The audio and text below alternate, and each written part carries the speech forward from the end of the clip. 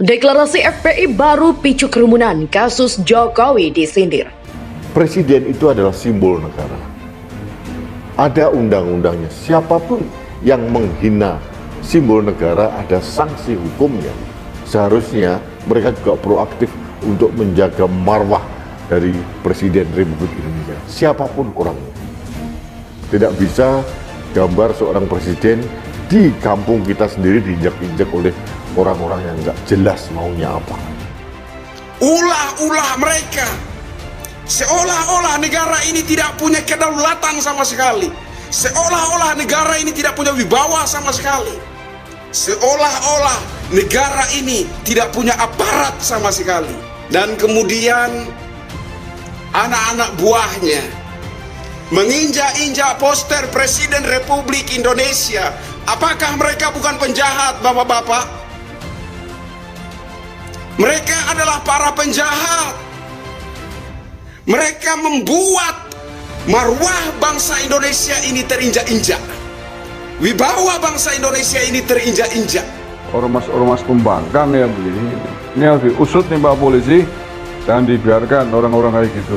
Ini menghancurkan marwah negara sendiri, menghinakan pemimpinnya sendiri. Ini nggak boleh hidup di Indonesia orang kayak gitu. Tangkap proses hukum.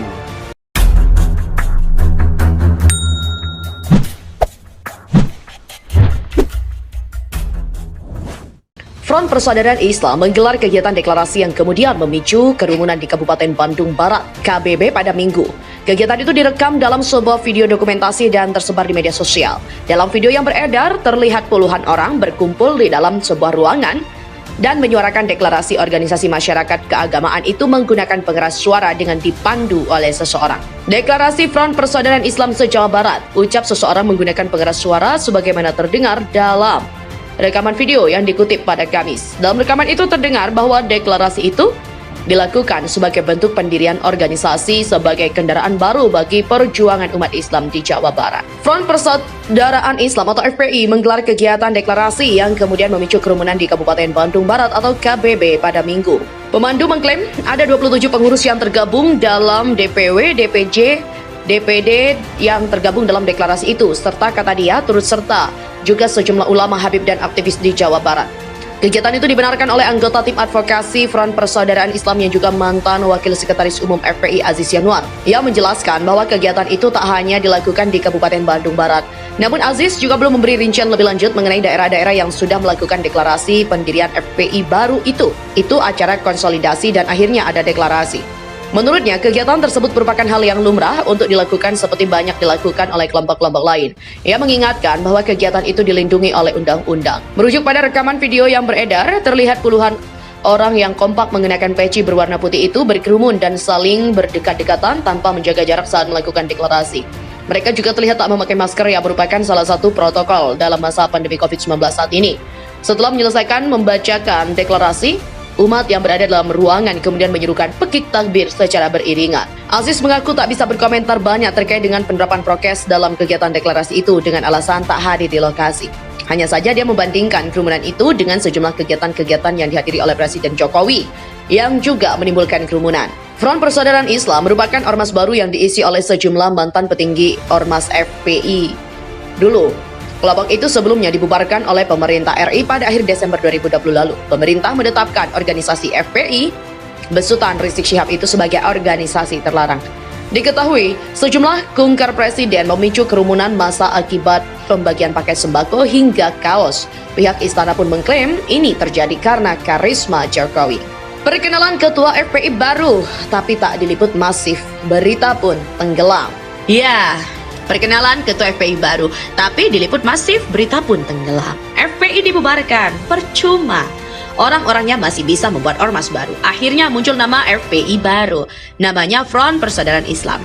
Meskipun lebih cocok kalau dinamakan Front Pengacau Indonesia. Seperti tingkah mereka yang memang mirip parasit di negara ini dengan berlindung di balik agama. Mengaku suci, pemilik kafling syurga, tapi kelakuan suka bikin onar. Dengan munculnya FPI baru, tentu saja harus ada kepemimpinan dan pengurus. Rizik memang tidak mungkin lagi melanjutkan karena akan jadi target empuk dan juga masih mewek di pojok dinding penjara. Ternyata Penerus Rizik selanjutnya adalah menantunya sendiri, yaitu Muhammad bin Hussein Alatas. Dia dikenalkan sebagai Ketua Umum FPI di aksi 2503 Jumat lalu. Dalam orasinya, dia juga menyampaikan 5 tuntutan. Tuntutan pertama adalah mendesak penangkapan penista agama tanpa terkecuali. Jangan lupa desak polisi menangkap semua penyembah baliho tanpa terkecuali. Jangan munafik, minta penista agama versi mereka aja yang ditangkap. Banyak kelompok mereka yang juga menista agama kok. Ngomong kayak orang lagi tidur di siang bolong.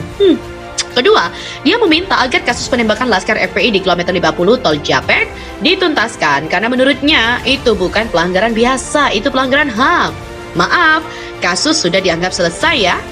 2 polisi yang sebelumnya diduga bersalah sudah divonis bebas. Jangan bikin komentar seenak jidat deh dengan mengklaim itu pelanggaran HAM.